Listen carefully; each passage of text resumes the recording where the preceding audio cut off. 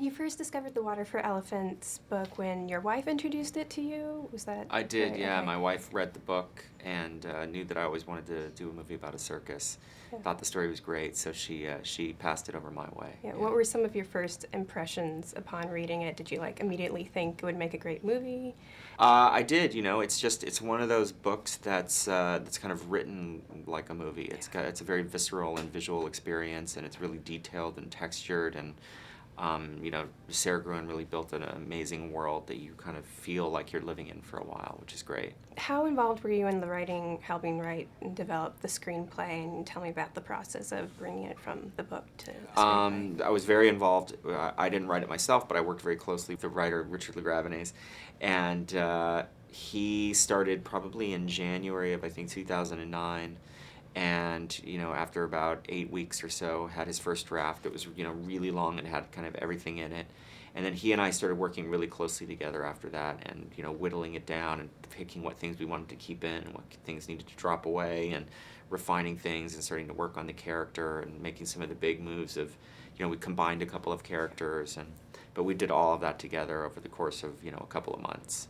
One thing that I really loved about the book and that I think came through really well with the movie is how slowly and tenderly the romance between Jacob and Marlena develops. I feel like there are a lot of movies that really rush or jump into those relationships really fast. Do you want to tell me how you, as the director, kind of developed the chemistry between Robert and Reese and developed the pacing of that relationship? Well, I think a lot of that love story, started from the script phase, and I know Richard and I really worked on the love story.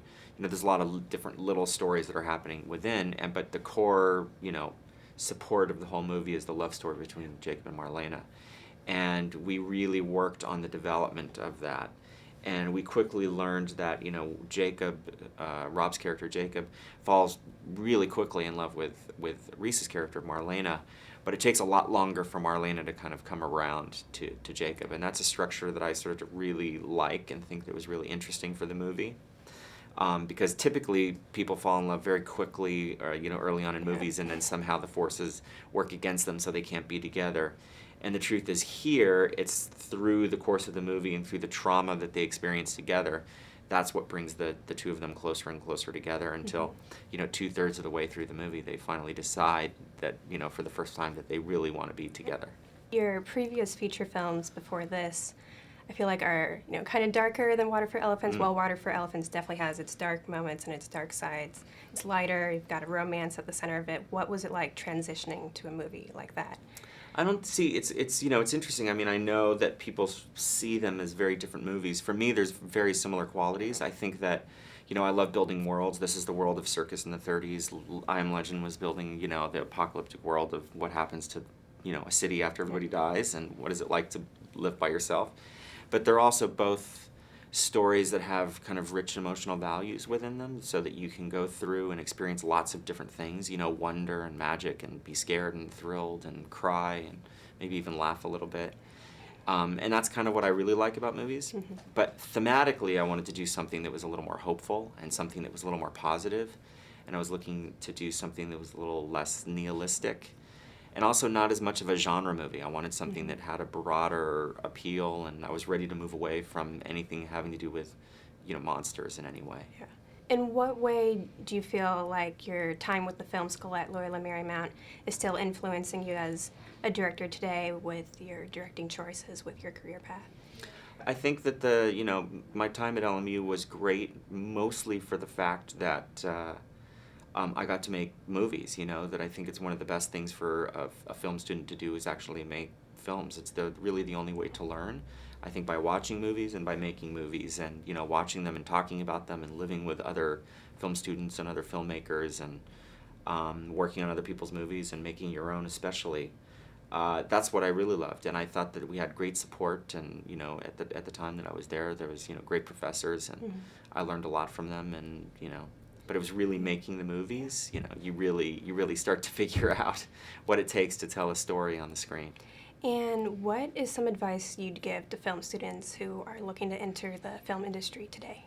My advice would be, to make. I think when I was in school, nobody really had film cameras, and you couldn't cut on your laptop, and So it was trickier and it was much more expensive to shoot your own projects.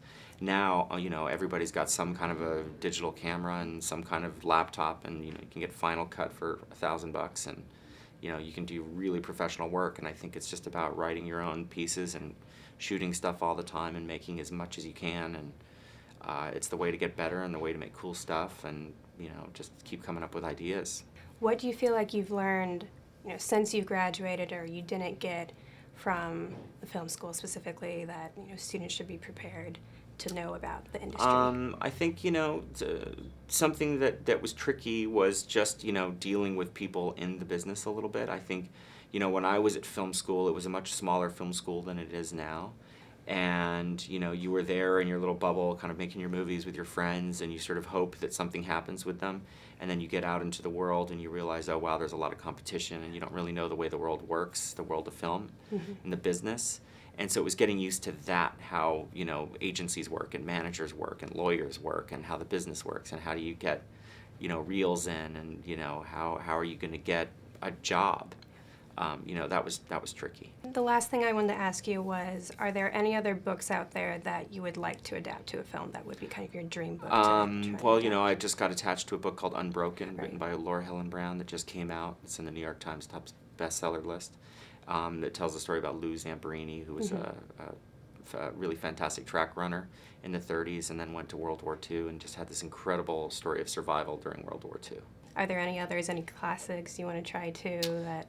No, not right Okay. now. No, not all the classics have been made. Yeah. I don't want to do any remakes. Yeah.